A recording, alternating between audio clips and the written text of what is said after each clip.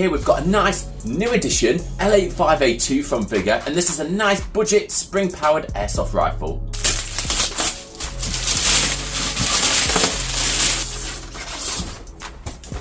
And there we have it. It looks like it's in a nice blue and black two-toned colour, and we get a couple of attachments here, so let's go through what we've got in this box then. We've got an iron sight attachment, an optic sight, a torch, which looks like it's got a nice little battery included with it, so let's have a go. The high cap magazine, and the L85A2 itself. Okay, so at first glance and first hold of this thing, it's in a plastic construction, so it's not got much weight to it whatsoever. I wouldn't say it's the worst airsoft gun I've ever held, however, obviously it's not the most premium quality. We do have a safety on and off switch here. Obviously it's got all the designs on here, like the fake selector switch here, which would obviously be for the electric versions. However, we know this is a spring powered version because of this little bolt on the side here, which is in the L85A1 design. The L85A2 had sort of more like a moon shaped design, so I'm a bit disappointed that that doesn't feature the new model. Along the top here, you'd obviously attach the standard carry handle or the iron sights. However, we've obviously got the optics with this model, and then at the front here where you actually put your iron sight attachment. And then at the bottom here, it looks like we've got a small Picatinny rail attachment for the torch. Clicks in place there, but rattles around slightly. The sight comes with these two screws, which you just need to undo first. Slide it onto the top rail attachment in your preferred position, and then tighten them screws again. I've just realised if you put the screw here, it might just make the cocking handle action a bit awkward, so I'm just going to push this forward slightly. I need to find a screwdriver. This little bolt here seems to have come loose. And I hadn't noticed that the actual optical sight looks like it's actually battery powered as well, so we've got a little tab here. Crosshair, if you can see that.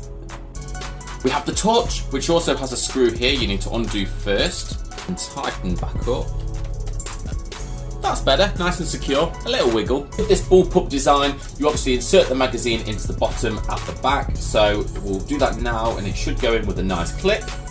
And then on the left hand side, just here, you've got your magazine release. So let's load this magazine up then. The top of the magazine, it looks like we've got a little compartment which we need to open up first. And on the side of the magazine, we've got a spring which we need to push down to the bottom, hook it in place, and then tip your BBs up until they come out, like so. Insert the magazine back into the rifle.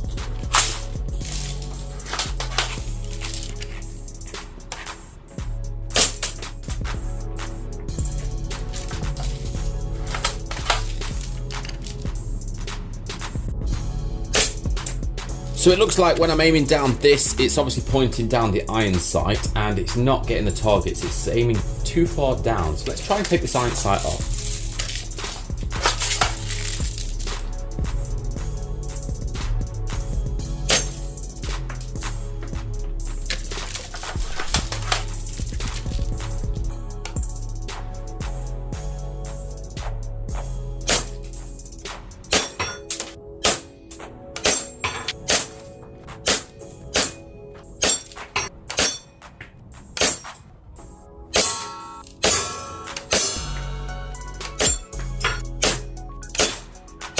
Right, the L85A2 from Vigor then. What are we saying about this thing? So I've always loved the design of these, the bullpup obviously with the magazine at the back. So the design's a plus. It's not the worst build quality in the world. Obviously for a budget airsoft rifle, for the price I paid, was actually pretty good for what you get. However, it's got a lot of downers and it's more suited for just a general purpose, having a bit of fun in your back garden, shooting a few targets. But that's where the problems start coming for me. The accuracy with that iron sight at the front was absolutely appalling. Just going too far below, too far to the left or right, wasn't accurate at all. And even when I was using this sight, it sometimes hit the target, it sometimes didn't hit the target. It was very disappointing and there's no way to adjust this either. Sticking with the sight, the actual red dot on here is very, very faint. I couldn't even see it against some of the targets, so I was a bit disappointed with that also. I even gave up getting that last soldier down because I was just not getting the target and it was getting a bit frustrating, to be honest. Another niggle with this thing is the cocking handle. It's a bit difficult to pull back with your right hand here because obviously by the time you've pulled it back, you're sort of hitting your shoulder and it's quite stiff at the end here. So obviously I was doing as you were supposed to, obviously with the left hand coming across. However, it would have been nice just as a quick sort of sniper action, being able to pull it there and then being able to shoot it. The torch, just a nice little feature and a little attachment you get on there. It's not going to light much up, it's quite dull. All in all, definitely worth the money you pay for it because it's a budget airsoft rifle. It's very cheap. So if you want something that's just going to look nice in your house, just have a bit of fun with, then this is the one maybe to go for. I'd love to hear what you guys think of this. Do you own one of these? Do you own another L85A2 from a different brand or a different model? I'd love to hear what you guys think. Make sure to come back, like and subscribe to our channel, and we'll be back with loads more reviews similar to this. Until then, we'll see you soon.